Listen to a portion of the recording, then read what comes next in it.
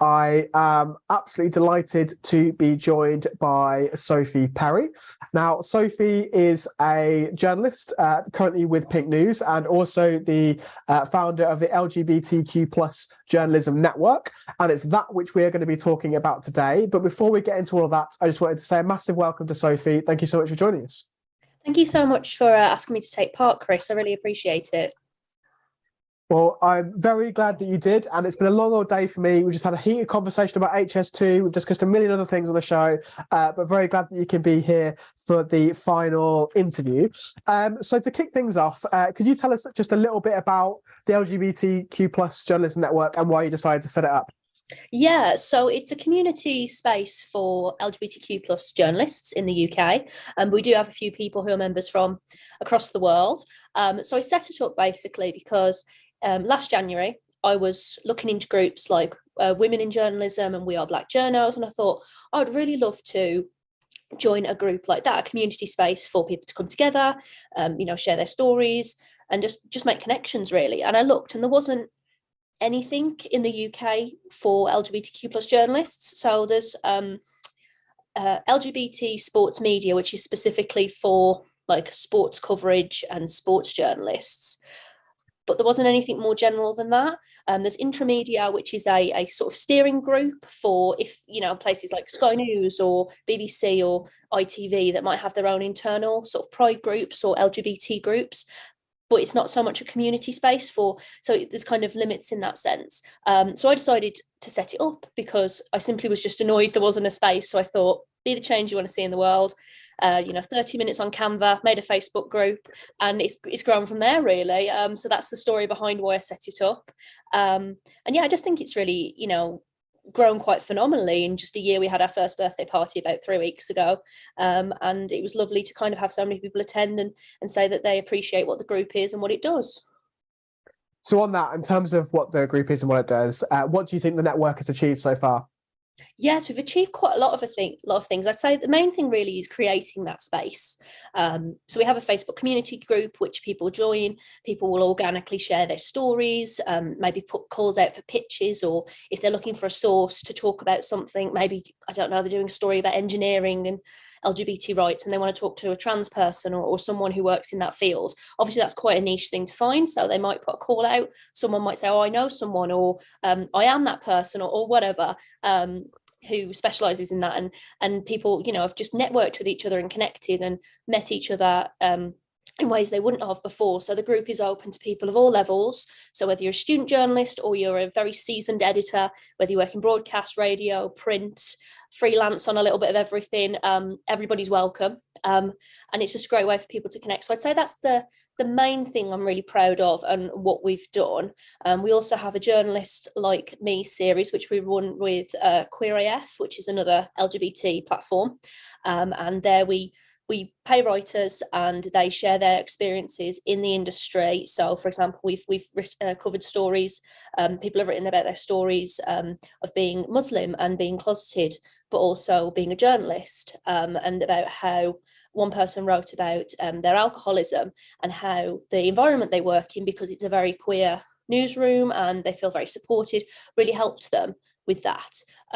So those are the main things. And then we've been nominated for an NCTJ award, which that will be in March. And we won the first ever NewsQuest Equality and Diversity Award as well, which I'm exceptionally proud of. But I would say amongst all of that, the main thing is the community. That's the thing I'm really happy that's grown and thrived and people are using it very organically. That's incredible to hear. And one of the things that I wanted to ask you about was, I guess, the impact the network could have on journalism and the media more broadly. Mm-hmm. And I think we're having this conversation in a context at the moment where media reporting on LGBT issues, I think it's fair to say, is generally pretty poor at best, particularly when it comes to trans issues and trans rights. At the moment, we're seeing increasing hostility towards trans people, both in public policy, in public life, and a part of that is I guess whipped up and manufactured by elements of the media. And actually, if you look at the mainstream print media, if you look at broadcasting, a lot of it is pretty hostile towards trans people and their rights. I guess, what do you make of the current situation and landscape of reporting on LGBT issues, particularly trans issues, and how do you think kind of infrastructure like the LGBT Journalism Network could help improve that? Yeah, so I think with the narrative around trans people and LGBT issues in general in the media, a lot of it comes down to the fact that people aren't represented in those positions. So, for example, issues of class, let's talk about that.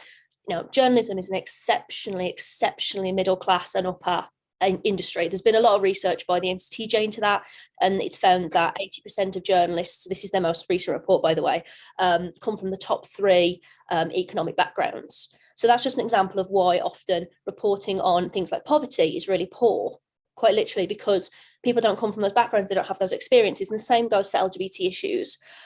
If people aren't represented in newsrooms, then there's no one there to call out narratives or the way in which stories are being written, to sort of debunk things as such, and then to tell those stories in a much more authentic way and know how to explore them in a very sensitive way. So the LGBTQ plus Journalism Network, a big thing for us is making connections with the wider media. So we have really, really good working connection with the NCTJ, and I flagged it to them that their diversity report should include things like gender identity and sexuality, which it's troublesome because they glean a lot of their data from the Labour report, which the Office for National Statistics do, but of course they don't use those categories and characteristics, so it's difficult for them to then be able to find the information and sort of work out like that. But it is something that I know they've mentioned to me that they are trying to work on and try and find a way of documenting it and doing that research. And so once those numbers are available of how many queer journalists are working in the UK, there can be kind of that emphasis of, okay, what can we do more to attract people into the media? Because for young trans people who see how toxic the media narrative is, they would naturally think that newsrooms are the same, that all journalists are the same, that it would be a horrible place to work. And it's simply not true that all newsrooms are that toxic. And it's important that trans people are journalists. It's important that they're telling the stories and being at the forefront of, revealing these issues, looking into these policies. So a lot of it is representation. It comes down to having those people in those positions in order to tell those stories.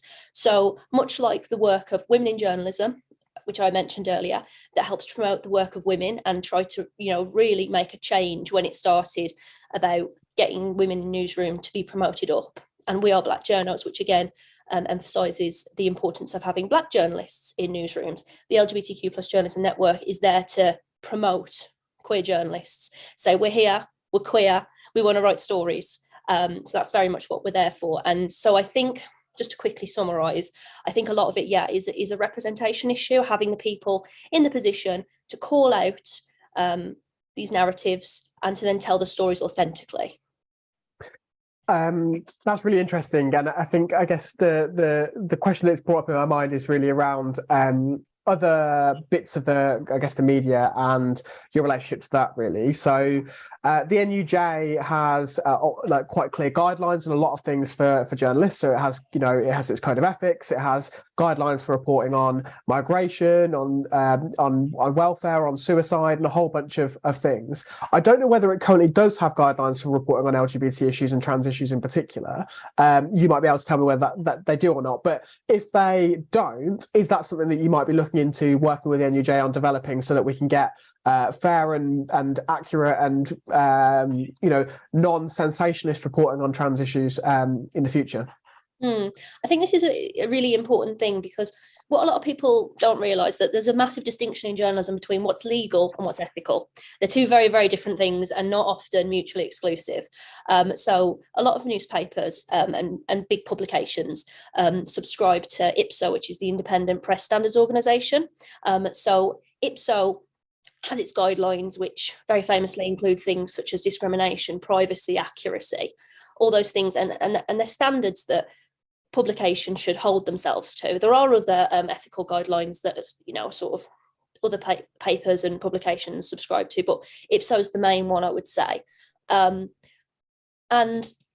so it's difficult because while there's clauses about discrimination, a lot of the time there's sort of loopholes with how things can be discussed. And again, there's a difference between what's legal, what would breach the Equality Act as discrimination, and what is ethically, not discrimination. And then also there's freedom of speech clause and things like that. So in terms of being able to report things in an ethical way, it's actually quite interesting because the IPSO has launched a consultation in the last few days on how publications should report gender identity and sex. And that's, I think it runs until the end of March, and then they'll feed back and change their guidelines or update it depending on what the feedback has been from journalists and the public and stuff. And that's obviously a really important step that they're taking. But again, publications aren't bound to subscribe to IPSO. They do it voluntarily to show that they hold themselves to high standards. So with the NUJ, again, their guidelines, it's if the publication subscribes and would follow that, the NUJ being a union, sort of thing. So I think the step that IPSO is taking to hold this consultation on sex and gender identity is massive, because if they make quite sweeping changes to their guidelines under particularly the discrimination clause or things like that, it would impact these narratives and how they are told. It would change the way in which these issues can be reported effectively, because otherwise if a particular publication says I'm not going to follow that, then they could get pretty much sued for every single story they do and get slapped quite severely on the wrist by IPSO, which could result in fines and other such things. So yeah, it's a difficult one, I think, for people who don't work in journalism to wrap their head around that there's a difference between the legalities of what you should follow, for example, like the Contempt of Court Act, to ethical decisions you make. Because as well, the thing is, what you see as ethical in one way is different to another person. And, this is why sometimes certain reporters do certain things that I wouldn't do, or vice versa. I do things that maybe they wouldn't do.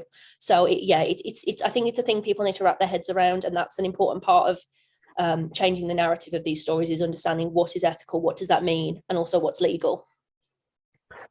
I'm going to leave it there, Sophie, but thank you so much for joining us today. It's been an absolute pleasure. Always a pleasure to speak to you. And for viewers, make sure that you check out Sophie's reporting on Pink News and also the work the LGBTQ Journalism Network is doing. You can find them on Twitter, on Facebook and elsewhere. But it's been an absolute pleasure, Sophie. Thanks so much for joining us. Yes, thank you for inviting me along, and that lovely little plug for all my work at Pink News. Thank you. Have a good night.